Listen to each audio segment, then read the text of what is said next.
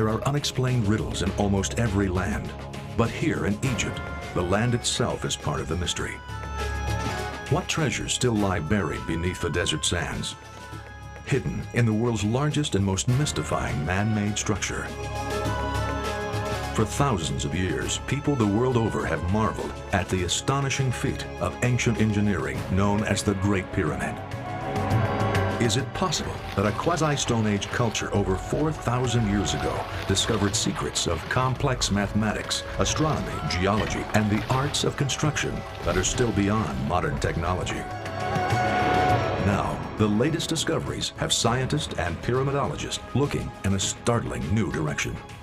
Will we find that behind this door lies the answers to the most puzzling riddle of the ages? Or will we discover that the mysteries of Egypt must remain one more encounter with the unexplained? There is a saying in Egypt that was old before Moses led the Israelites out of bondage. Everything fears time, but time fears the pyramids. They are the last of the 7 wonders of the ancient world to remain standing, and they are still the oldest, largest, and most mysterious structures ever built by man. Even the word pyramid itself is a mystery. There are no roots for it in any language on earth.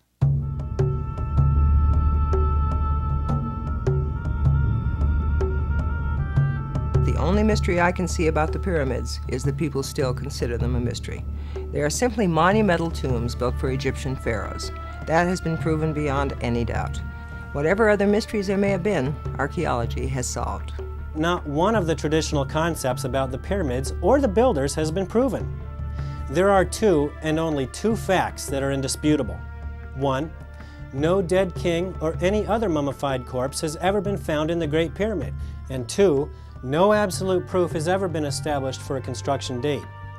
Everything else about this ancient wonder remains a mystery to traditional thinkers. This is a very old and a very heated controversy. Even as Alexander the Great stood in awe before the Great Pyramid 2,300 years ago, his generals were arguing over how they came to be. But whatever else they are, the pyramids are a reality, and realities can be measured and quantified. The pyramid complex at Giza stands on the west bank of the Nile River, just 10 miles from the city of Cairo. There are 3 pyramids here, the largest of which is called the Great Pyramid, because it is in fact the largest man-made structure on Earth. Neither time nor the pyramids themselves have been kind to investigators trying to solve the world's oldest and most complex riddle. Even the most modern science stands in awe of this vast complex that has defined the glory of Egypt for at least 4,000 years. In fact, space-age science has only deepened the mystery. In 1992, a German company headed by Rudolf Gantenbrink was hired to clean what was thought to be an air shaft in the Great Pyramid. In order to find out what was in the shaft, Gantenbrink and his crew devised a small robot with a camera mount and a light that could make its way up the small passageway and let them see what was there. The device, a marvel of engineering in and of itself, made 2 startling discoveries. First, the initial probe in a shaft off the Queen's chamber was not straight as previously believed, but curved. The robot was stopped dead in its tracks. In the northern shaft, the robot traveled 65 meters in a straight line before it was stopped by this door, complete with 2 copper handles, the only metal ever found in that pyramid. This was the second surprising discovery, and it immediately gave rise to questions that still remain unanswered. If indeed this is a door, then there is an undiscovered chamber deep within the Great Pyramid. What, if anything, is there? Perhaps more importantly, how will we get to it? There is no mystery behind the secret door inside the Great Pyramid. There is nothing behind it. I believe it is just like a stone, that the Egyptians used it to smooth that shaft. And when they left the burial chamber unfinished, they left that stone inside the shaft. The Great Pyramid was closed in 1998 and only recently reopened. Some observers claim they have evidence of some kind of excavation going on inside the pyramid. Could it be that experts are already tunneling toward what they hope will be a chamber behind that door? In order to reach a point behind the Gantenbrink door, a passageway would have to be carved out of almost solid limestone. Is that why the pyramid was closed for 2 years? We had to close the pyramid. You know, people say that pyramids are immortal. No, it's not. The pyramids needs lots of conservation work. Every tourist who enters inside the pyramid gives about 20 grams of water, and this water becomes salt. And therefore, we found out that humidity inside the Great Pyramid became 85%. We did clean the salt away from the interior of the pyramid. We also restored many cracks, and we did a ventilation system. Given that degree of care, is it likely they would permit the excavation necessary to see behind the door? In spite of all the points of argument, there is one thing many experts agree on, and that is that physically, mathematically, and scientifically, the Great Pyramid of Khufu simply could not have been built. Yet there it is. It stands 42 stories high and covers the area of 10 football fields. It is an almost solid mass of limestone consisting of roughly 2,500,000 incredibly fitted stone blocks, each weighing from 2.5 to 10 tons. That's enough stone to build 35 Empire State Buildings with several tons left over. And since the pyramids were supposedly built by ancients with very little in the way of tools and technology, wouldn't it be a simple matter for today's builders with modern technology and equipment to duplicate the Great Pyramid? It's doubtful that ancient Egyptians had any knowledge of modern geology. Without the science, it's inconceivable that a structure this size could be built which would not crumble from lack of a proper foundation. Normally, it would sink slowly into the ground. In modern construction, engineers find a settling rate of 6 inches in 100 years acceptable for office buildings. The U.S. Capitol, for example, has settled 5 inches during the past 200 years. In 5,000 years, the Great Pyramid, weighing 14 billion pounds, has settled less than 1/2 inch. Whoever chose the site for the Great Pyramid apparently had a knowledge of site location and preparation far beyond our modern geologists.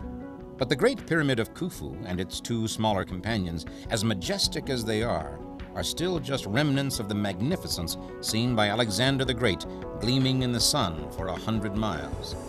The radiance of the structures was due to a massive covering of highly polished limestone. The 115,000 outer casing stones, weighing up to 10 tons each, were removed in the 14th century to build the city of Cairo. Now, these casing stones were fitted to tolerances of 1/2000th of an inch, so precise that a razor blade cannot be slipped between the joints. It was optical precision on a scale of acres. But what is it we are actually seeing today? Isn't it just a big pile of rocks? How precise is the architecture of the Great Pyramid? More to the point, how were these gigantic stones cut, carried, and placed one upon the other at a specific angle? And what of the capstone of the Great Pyramid? Missing for centuries, has it been found? And that's just on the outside. What is the significance of the 70-ton rose granite slabs that were somehow put in place in the ceiling of the king's chamber? How? Why? It was Herodotus, the famous Greek historian, who described the mantle of polished limestone and provided the answer to how the pyramids were built. Herodotus went to Egypt in 440 BC. By then, the pyramids were as ancient to him as he is to us. But his account is the one subscribed to by most Egyptologists today. According to Herodotus, 2.6 million blocks of stone were quarried and brought to the site, and over a 20-year period, the Great Pyramid was built. Setting aside for the moment the question of how that might be accomplished, how precisely were the stones positioned, and more to the point, could the precision of the architecture have been accomplished in that amount of time? In modern construction, if the builders could maintain each side of the 756-foot wall within 6 inches of being perfectly straight, it would be a tremendous accomplishment. But the Great Pyramid is only off of straight alignment by approximately 1/4 of an inch. That's totally impossible to duplicate in today's modern construction field. So it wasn't just a matter of piling stones one upon the other. There was architectural integrity to be taken into account. But let's get back to how those stones were transported for a moment. Remember, we're talking about a culture that, as far as we know, had only primitive tools to work with. The Greek historian Herodotus visited the Giza site in the 5th century BC. He wrote that the Egyptians of that time had told him that a continuous crew of 100,000, replaced every 3 months, worked a period of 20 years to build the Great Pyramid. To build the Great Pyramid in 20 years, as some archaeologists claim, would have meant setting one of those huge stones every 3.5 minutes, 24 hours a day. That would require a technology we don't have today. It's difficult to justify the premise that the Great Pyramids were built with primitive stone and copper tools. These people had no knowledge of the wheel as a means of transportation. No pulleys, no modern surveying equipment, winches, derricks, or block and tackle. Hundreds of blocks weighing 30 tons are situated high in the Great Pyramid. The only mechanical devices they had were the lever, the roller, and the inclined plane. But getting the stones in place was only one of the problems. Getting the stones to the site was an equally imposing task. They were moved on huge sledges or pulled across a bed of rolling logs. Those stones that came from the distant quarries were barged downriver to the site. A great causeway led from the river landing, and the stones were moved up its mile length. Once on site, the stones were pulled up ramps and levered up from tier to tier and then set in place. The process was incredibly labor-intensive and perhaps the single greatest effort of men working together to accomplish a dream. That, with a few variations, represents the accepted view of most Egyptologists today. It is a view that has not gone unchallenged. There's a widespread belief, promoted by Hollywood, that hundreds of thousands of slaves were used to build the Great Pyramids. Nothing could be further from the truth. The Egyptians of the 4th dynasty were neither a formidable military nation nor a very aggressive one. But even if they were, there were not enough potential slaves within a 5,000-mile radius to have supplied the workforce needed. The generally accepted academic viewpoints are divided equally between the rollers and the rampers. These are taught in schools as facts, when they're not even substantial theories.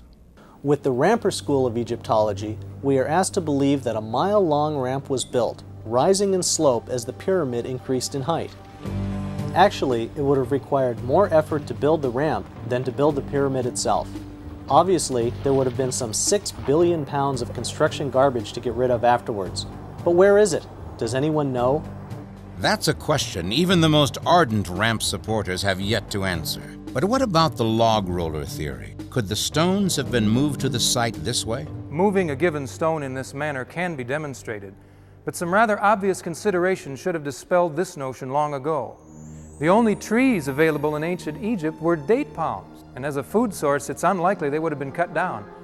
Importing logs would have required more shipping than Egypt has ever possessed in its entire history, just to transport the 25 million trees needed. Next, it's virtually impossible to roll a log on stone-chip roads, but even if they could be rolled, the great weight of the stones would have crushed the logs to pulp within a very short distance. There must have been another totally different method of lifting and moving these tremendously heavy stones, a device that would make the moving of these massive weights feasible. However, we know of no such device available in ancient Egypt. Astronomers, mathematicians, archaeologists, Egyptologists, anthropologists, and just about every other kind of ologist struggled with the very idea that a quasi-Stone Age culture could achieve such a thing. But perhaps we've been looking for answers in the wrong place. I have discovered the secrets of the pyramids and have found out how the Egyptians and the ancient builders in Peru, Yucatan, and Asia, with only primitive tools, raised and set in place blocks of stone weighing many tons. The words of Edward Leeds Scalnan, who was not an ancient magician or alchemist, but a Latvian eccentric who single-handedly constructed this amazing complex just a few miles from Miami. A Latvian refugee weighing no more than 100 pounds built this entire 10-acre complex, including the 8-foot-high wall that surrounds it, all by himself. The man that built this castle, his name was Edward Leeds Scallan. 5 feet, 95 pounds, 4th or 5th grade education. This is an amazing piece of work, still baffles engineers today. It's considered and compared to the Great Pyramids of Egypt. This is the largest rock he moved. It weighs 30 tons. He erected it by himself. The most amazing accomplishment is his 9-ton gate. He was insulted if you didn't move that gate with one finger. All the chairs that he made rocked at one time. When he was here, he used to keep them all rocking. His throne chair is 2.5 tons, and that still rocks today. Some consider it the 8th wonder of the world. He worked mostly at night for 20 years. Surely somebody in South Florida was curious enough to ask how it was done, or snoopy enough to even spy on his efforts. Actually, it was reported in Fate magazine that several teenagers watched Ed Lee Scanlon as he levitated a large block of coral, almost like it was a helium balloon. And there was another neighbor that reported that he saw him laying his hands on the block and levitating it. I strongly believe that when Ed Lee Scanlon said that he knew the secrets of how the pyramids were built, he was telling the truth. Could this explain the reason for the huge granite spirit stones above the king's chamber, and how they got there? Or how the shafts were constructed in the Great Pyramid? Dr. Joseph Davidovitz and I advocate that instead, the Great Pyramid blocks are a superior form of concrete. This is a sample from the ascending passageway of the Great Pyramid. Some geologists have studied it and agree that it is man-made rock. Rollers, rampers, super concrete. Couldn't all of this be resolved by simply referring to the record? The Great Pyramid was the greatest single undertaking in the whole history of mankind. And yet there is not one picture or drawing, not one artifact, not one inventory or tally sheet to tell of its construction. The Egyptians left us some 3,000 years of written and pictorial history, covering virtually everything that happened in their culture, from babies being born to plowing and harvesting, building, weaving, sacrificing, praying, embalming, but nothing about the pyramids of Giza. Could it be that we just haven't discovered the records yet? Or is there a reason to be cautious when approaching the secrets of the pharaohs? The Curse of the Pharaohs story begins in the 1920s when two Englishmen, Howard Carter and Lord Carnarvon, discovered the tomb of Pharaoh Tutankhamun. Among the spectacular riches, Carter and Carnarvon uncovered a tablet on which a dire curse had been written. Death will slay with his wings whoever disturbs the peace of Pharaoh. The warning did not make them nervous, but they were afraid their native assistants might panic and quit. They crossed out any mention of the tablet's discovery from their records and tossed it into the rubble.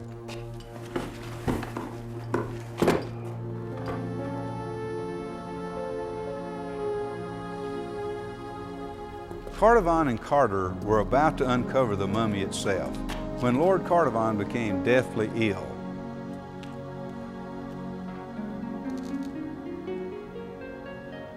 Although suspecting an infection, doctors were uncertain of a diagnosis. He died before his son could reach his bedside. Another victim was American architect Arthur Mace, who had been the person to rip out the last piece of wall blocking the entrance to the tomb.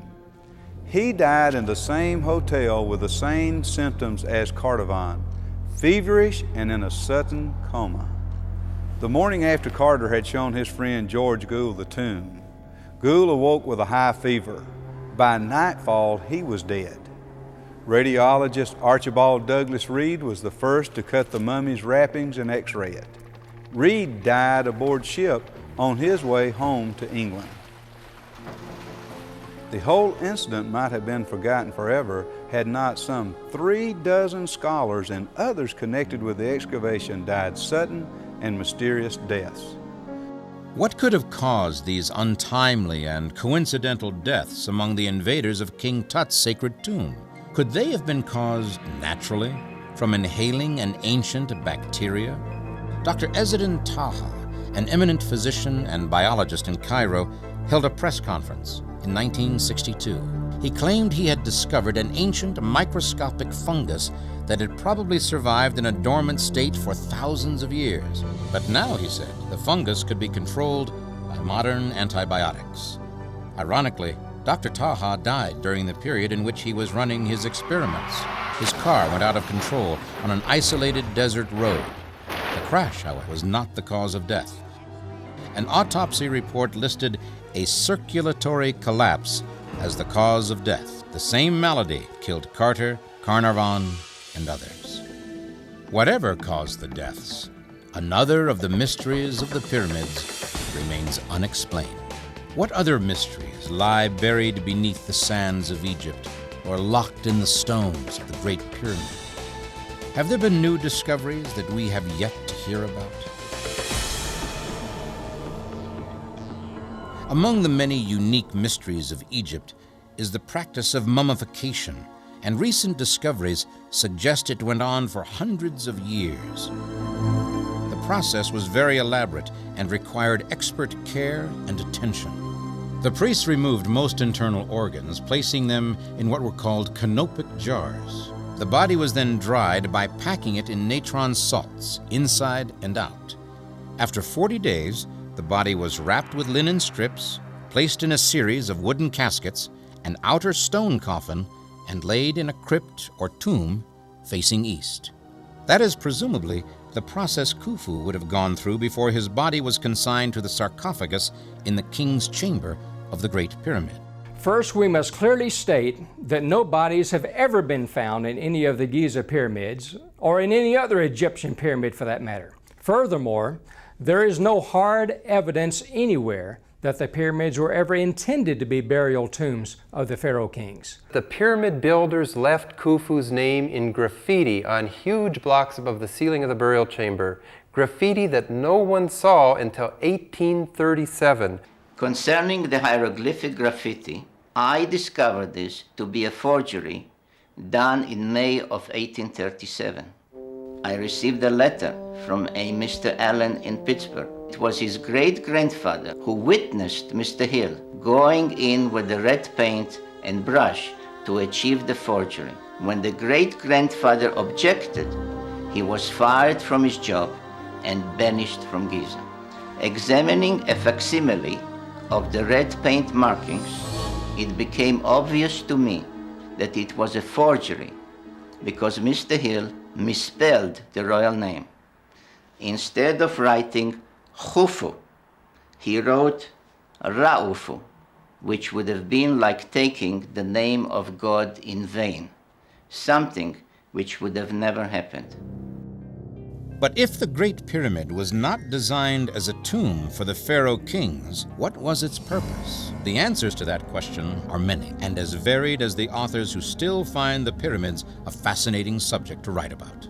In spite of the bizarre and science-fictional theories about these pyramids at Giza, they were and are nothing more than funerary monuments, built around 2600 BC. Giza is a funerary complex, nothing more, nothing less. There is a burial complex at Giza, but this hardly proves that Giza is only a burial complex. It would be much the same as considering the Cathedral of Notre Dame a burial complex because there is a graveyard beside it. The Sphinx was erected by Khafre, the builder of the second pyramid, and many Egyptologists believe the face bears a distinct resemblance to his own. Also, attributing the Sphinx to the pharaoh Khafre has become untenable. Recent archaeological and geological discoveries demonstrates that the Sphinx is at least 10,000 years old and maybe even older. The Great Pyramid is evidence of a phenomenal knowledge of the science of astronomy. They could measure the day, the year, and the precession of the equinoxes. They knew that the Earth was a sphere, and they knew how to compute latitude and longitude accurately. How the Great Pyramids were built and for what purpose is just the beginning of the mysteries of Egypt and its many riddles. But for the moment, let's move on to the larger question. Why were the Great Pyramids built? Traditional scholarship still holds that the entire Giza complex is simply a monumental graveyard. But others believe the structures themselves seem to suggest that there is more, perhaps much more, to these gigantic monoliths than just headstones with steroids. Most scholars agree that the ancient Egyptians had little or no knowledge of advanced mathematics. Could they be wrong? In building the Great Pyramid, architects utilized several highly advanced mathematical concepts not even discovered until thousands of years later. Now, how these architects came by these yet undiscovered mathematical concepts simply defies imagination.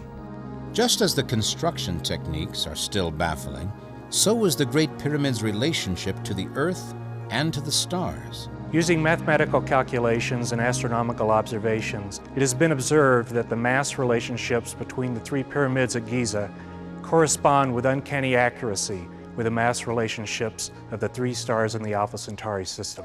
What is even more intriguing is the fact that the alignment of the pyramids along the Giza Plateau corresponds to the setting point of Alpha Centauri at the time the pyramids were constructed. Since there's no evidence that the ancient Egyptians had the capability to measure the masses of the three stars, the presence of the correlations could indicate extraterrestrial influence in the design and building of the pyramids. The geographical orientation of the Great Pyramid of Giza is perhaps its single most amazing characteristic. Its sides run almost exactly from north to south and east to west. The deviation is within 3 arc minutes from true north. Geographically, the Great Pyramid sits on the only intersecting line of longitude and latitude in the world that separates the Earth's land masses and oceans. Could it have been, as some theorists insist, an astronomical observatory? Then again, it is also situated in the precise location that fulfills one of the prophecies of Isaiah in the Bible. There's a biblical reference in Isaiah 19 that many scholars believe is a reference to the Great Pyramid. It reads, "In that day there will be an altar to the Lord in the heart of Egypt, and a monument to the Lord at its border. It will be a sign and a witness to the Lord Almighty in the land of Egypt." Isaiah 19, 12 through 20. Notice that the reference is to an altar and a monument in the heart of Egypt and on its borders. It seems to be in different places. How then do we conclude that the Great Pyramid is the fulfillment of that prophecy? As it turns out, the Great Pyramid is the only candidate that meets the qualifications, but we have to have an understanding of ancient geography. The Great Pyramid, as we can see, lies at the apex of a triangle created by the Nile Delta. But in ancient times, Egypt was divided into 2 countries, Lower Egypt, or the Delta, and Upper Egypt to the south. The Great Pyramid sits precisely on this border. Yet this is also the center of the land of Egypt when the 2 countries are viewed as one. As with most things having to do with the pyramids, there is yet another angle to solving Isaiah's riddle. Its place on the border is further defined by its designation as the Great Pyramid of Giza. Giza, in fact, means border. The more we learn about the Giza complex, the more unsure we are of the conventional theories for explaining the mysteries. But if the conventional theories do not explain the purposes of the Great Pyramid, what do more contemporary theories have to offer? The Great Pyramid, whatever else it may be, is a sundial, a calendar, and an astronomical observatory. At its original height of 486 feet, in midwinter it would cast a shadow 268 feet long. In mid-spring it would diminish to a 0 shadow. It could be used to mark the hours of the day, the seasons, or the astronomical year. Based on evidence provided by Sumerian texts, it appears that the Giza pyramids were built as beacons by extraterrestrials as part of a landing corridor ending at a spaceport in the Sinai Desert. In 1813, astronomer Richard Proctor discovered from ancient records that the Great Pyramids had indeed been used as an astronomical instrument. By using both the descending and ascending passageways during construction, the ancients were able to map the heavens. The Great Pyramid at Giza, with its 5 granite slabs above the king's chamber, could have been a massive receiver-transmitter tuned to some distant part of the universe of which we are still ignorant. These supposed uses are all speculation, of course, and do not prove the Great Pyramid was ever used in such a manner. On the other hand, it is interesting to note that there are no new discoveries that disprove the modern theories. In 1925, a scholar named Basil Stewart published the results of his study of the Great Pyramid, explaining that the base of the structure is not only a perfect square, but that the sides of that square are a perfectly even fraction of the diameter of our planet. The odds against this happening as a mere coincidence are truly astronomical. Stewart also explained that the width of each side of the base is a perfect multiple of the number 365.25, the exact number of days in a year, calculated more accurately than we do today. The plain fact is that we today, with all our modern engineering and resources, and putting aside the question of cost, would probably find the building of the Great Pyramid to the geometrical specifications required beyond us. We know that there are 3 chambers, 2 above ground and 1 below ground in the Great Pyramid. Could there be another chamber? If there is, what could we hope to find? Could it be the fabled Hall of Records, the Scroll of Khufu, or could it be, as some have suggested, proof of the legend of Atlantis? Or will it be just another empty room? There is a growing body of experts who believe that the Great Pyramids of Egypt, as well as a number of other ancient structures, were in fact designed and built by extraterrestrials. That may seem strange, but the idea is gaining support. These experts believe it is the only explanation for the sophistication of technology required to produce such a remarkable monument. And it does make sense that if a race capable of interplanetary travel actually existed, it would be easily capable of transporting and setting these stones in place with mathematical precision. Could it be that the answer to the question of who built the pyramids will be found here on the planet Mars? Up until 1976, surface features of Mars had largely been the subject of conjecture. Some astronomers, late in the 19th century, supposed Mars was crisscrossed by a series of straight lines they called canals. And even as late as the mid-1950s, serious investigators manned telescopes in hopes of identifying large patches of green, seen and even photographed on the planet's surface. Alas, nothing of the sort could be confirmed. But in 1976, when the unmanned Viking space probe began sending back hundreds of images of the Mars surface, it appeared that at last the Martian mystery would be solved. Unexpectedly, the exact opposite was true. When the photographs from orbit, being transmitted back to Earth, began to be analyzed, this surface feature in an area of the planet designated Cydonia suddenly caught the attention of people the world over. Their original reaction was that it was a trick of chance sunlighting. Mars is certainly not capable of supporting life as we know it, intelligent life as we know it. So the idea of this being a creation of intelligence was not even considered by NASA. Although when they first spotted the image, they labeled that frame head. Fortunately, that wasn't the end of the matter. Richard C. Hoagland, a former science advisor to both NBC and CBS, and a consultant to NASA and the Goddard Space Flight Center, among many other achievements, took a personal interest in the enigmatic project. During that process, Viking introduced us to the real Mars in the summer of '76. As the photographs came back from Mars and into the computers at JPL, and then to those of us gathered in JPL's auditorium to witness the first landing of an unmanned spacecraft on the planet Mars. One of those photographs showed a mile-long, 1,500-foot-high mesa, shaped like a humanoid face. It simply did not belong. It cried out for explanation, if only for reassurance that it did not belong on Mars. 2 image analysis experts, Vincent DiPietro and Gregory Molinar, also found the Cydonia photograph captivating. They undertook the colossal task of discovering what the strange picture really showed. At first, they just enlarged the photo and considered there was nothing there at all.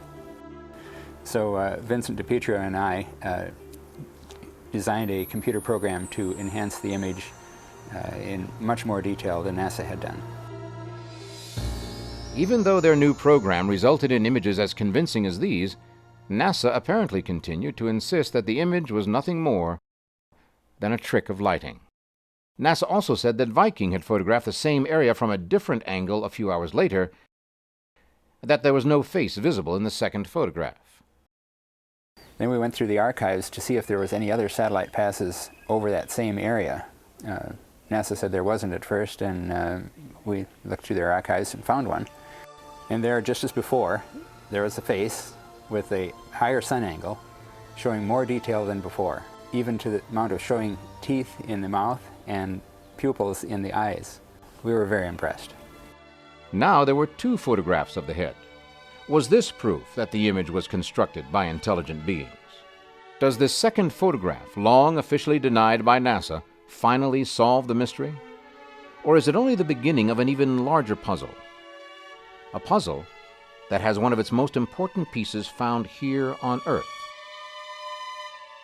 These two photographs, identified by their NASA frame numbers 35A72, orbit 35, camera A, frame 72, and 70A13, also contained considerable detail about the surrounding area, revealing several other images that investigators found as exciting as the mysterious face. About 10 miles away from the face is a couple of pyramids. And the strange thing about those pyramids is they're very regular shape. And in the corner of each corner there appears to be a buttress, and on close examination the buttress itself is pyramid shaped. This would be really, really remarkable for this to be a natural formation. The pyramid is now called the D&M period, after its discoverers Di Pietro and Molinar.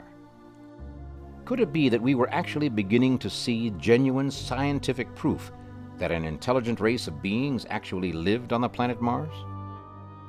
Since the time of that discovery, science advisor and investigator Richard Hoagland has worked tirelessly to discover the whole truth about the mysterious Cydonia region. A member of our team at that time, Dr. Mark Carlotto, decided to use a three-dimensional modeling technique to image the face in 3D. This proved, once and for all, that in fact this was a 1,500-foot-high, mile-long sculpture of a humanoid face. But isn't it still possible that all of these intriguing shapes are really nothing more than accidents of nature?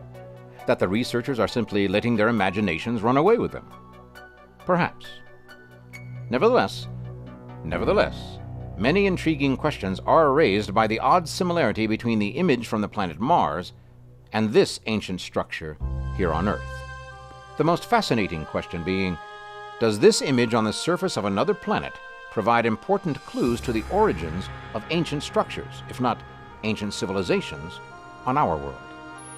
Richard Hoagland's research team may have uncovered proof that one of our oldest relics was not built at the time, nor by the people to whom it is routinely attributed. As I began consulting various references and looking into books and talking with colleagues about the various aspects of the project, such as a sketch done by Jim Shannon, one of our early artists, we began to realize that anthropologically there was something profound about this structure. Could the resemblance between the face at Cydonia and the Sphinx at Giza be just a mere coincidence? If not, does it prove once and for all that these great monuments on Earth were, in fact, built by men with a knowledge of its much larger cousin on the planet Mars? And if so, how? Did the Egyptians, in fact, as we know them, create this effigy, the Great Sphinx of Egypt? A detailed 1991 survey by a team of eminent geologists and geophysicists headed by Dr. Robert Schoch of Boston University has now determined that the Great Sphinx was built around 5000 BC, rather than 2500 BC as previously thought. Dr. Schoch contends that the Sphinx actually suffered water damage from fierce flooding in the area more than 2,500 years before the first Egyptian kingdom came into existence. That is, the Sphinx appears to be much, much more heavily weathered than we have any right to expect from only, quote, 5,000 years of desert weathering. The kind of weathering we see on the Sphinx is best explained by the action of running water. You need rain to get that degree of erosion, 12 feet of it in some places, and it hasn't rained like that in Egypt for perhaps 10 to maybe 15 or 20,000 years.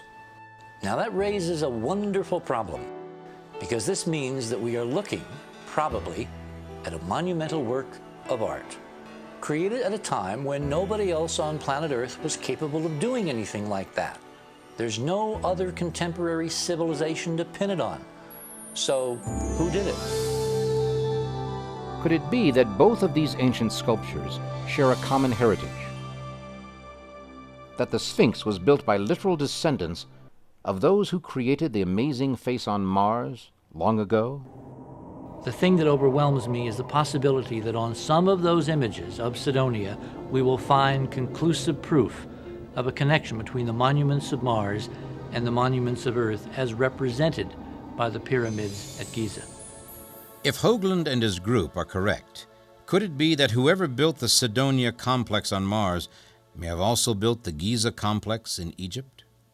Of course, we still don't know why they might do such a thing, and since Mars seems out of reach, could it be that the answer still lies within the pyramid itself?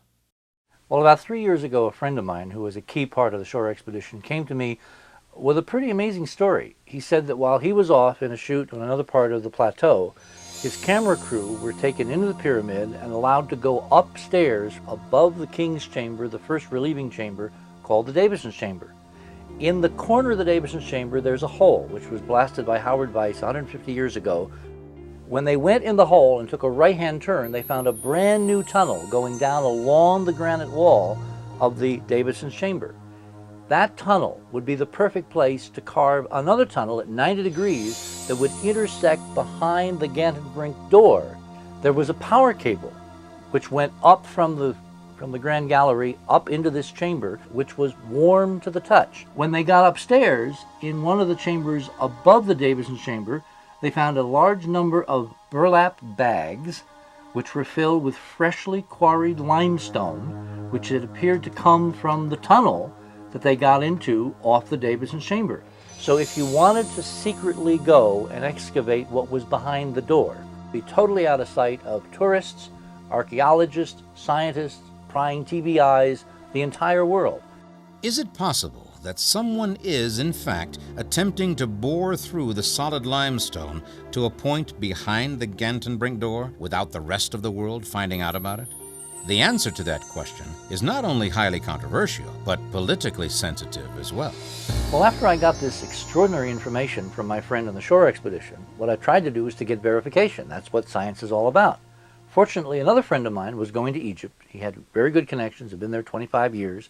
We got him into the Great Pyramid, and he was able to take some pretty astonishing photographs, which showed that several months after the shore imagery, the burlap bags had come downstairs. In fact, there was a big burlap bag sitting on the big step of the Grand Gallery at the very top. There was limestone powder all over the Grand Gallery, like fresh snow, indicating that somebody, using massive machinery, had been drilling into limestone, which produces a lot of dust, and there was a power cable still running up the corner of the Grand Gallery, still warm to the touch. You had every evidence that something that was not in accord with contemporary archaeology, the protocols of good science, was going on in secret in the pyramid, obviously a clandestine operation. We are just announcing this week the opening of the second pyramid to the public for the first time, and the opening of 3 tombs. In anything that we discover at Giza, we always announce it to the public. Was all of the reported activity just part of the cleaning process? The archaeological treasure trove that is the land of Egypt is simply amazing. In fact, amazing may be too tame a word, but we might have to settle for that since no single word seems to do it justice. Experts are dazzled by the extreme precision of the stonework of the Great Pyramid and the sheer size of the project, covering 13 acres at its base and rising to a height of over 450 feet. You can see a clear line of evolution through the pyramids of the Old Kingdom, and they become more and more complicated, and this ends up with the Pyramid of Cheops, which is the most complicated one we know. This one has some unique features. It's very different to the others, and one of the unique features are the shafts that we investigated. The shafts were built with enormous effort. They were not just drilled through the pyramid, but they were built block by block through all the courses. The shafts are just 8 by 8 inches small, but 50 meters long, and we have no idea what the purpose is. In March of 1993, Gantenbrink demonstrated that at least one of the two lower shafts, the southern one, leads upward to and is blocked off by a finely worked slab of special limestone. The shafts of Cheops present us with an array of contradictions and riddles, all of which lead to that slab of polished limestone. Egyptian government officials are unwilling to let the world participate in what may turn out to be the last great mystery of the Pyramid of Khufu. But perhaps the robot could discover if there is a chamber behind the door. So this is actually a scale model of the stone slab. So using the robot, we could insert two tiny capillary tubes below the gap on the slab. Then we could insert a gas and measure the concentration. So if there is a cavity behind it, the gas would stay trapped. And we could measure the concentration of the gas and find out how big the cavity actually is. By measuring the volume of the gas, the volume of the cavity behind the slab could be determined, whether it's a few cubic liters, just enough to hold a scroll perhaps, or even several cubic meters, enough to hide a small library. That possibility excited Dr. Hawass in a 1993 interview. The discovery of the room with the two copper handles, in my opinion, this is the discovery of the 1993 in Egypt. The robot went, and now he is faced with a door. The length of this door is like shoebox, about 20 per 20 centimeter. In this two door, you can see the two copper handles in it. Means there is something behind this door. But the question was, are these two copper handles or just the visible part of some other mechanism? Here we have a model of the stone slab, and we actually have the same size, so it's 8 inches by 8 inches. What we don't know exactly is the width of the slab, but probably it's not very much wider, because the ancient Egyptians drilled 2 holes through the slab, and then they inserted a copper clamp from the other side, and they bend the ends down. So we probably see just the back side of the slab. So the main side should be this one. We could find this out very easy by putting a current here and measuring if it comes out at the other side. So then we know that the functional side of the slab is at the back side. If that's true, doesn't that lend more credence to the idea that there is something on the other side of the door? What really this door could hide? Is it hiding treasures from the time of Cheops? Is it hiding papyrus that can tell us many things about religious significance of building a pyramid or about the ancient Egyptian religion? Is it hiding something that the spiritual level is talking about, that people talks about things connected with earth or stars or things like that? The answer, we'll know it soon when we'll see again what the robot is going to find.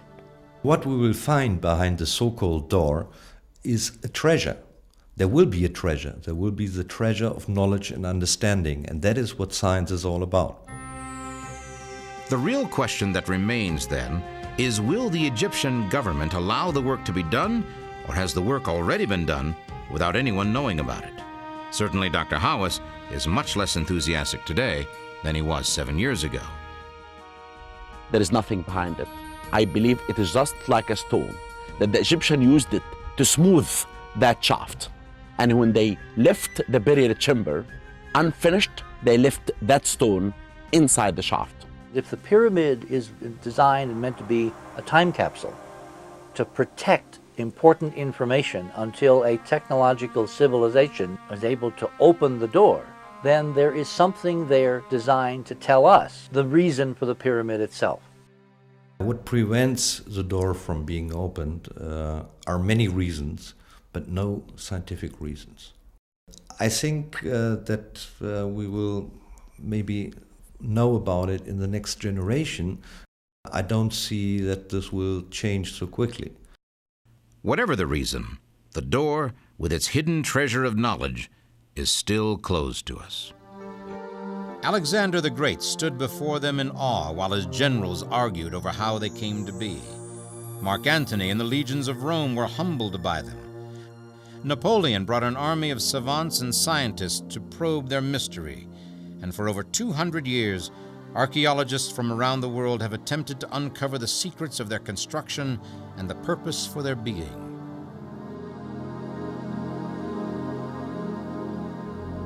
Could it be that we have yet to encounter the solutions to even deeper mysteries still lying behind that slab of polished limestone or buried beneath Egyptian sands?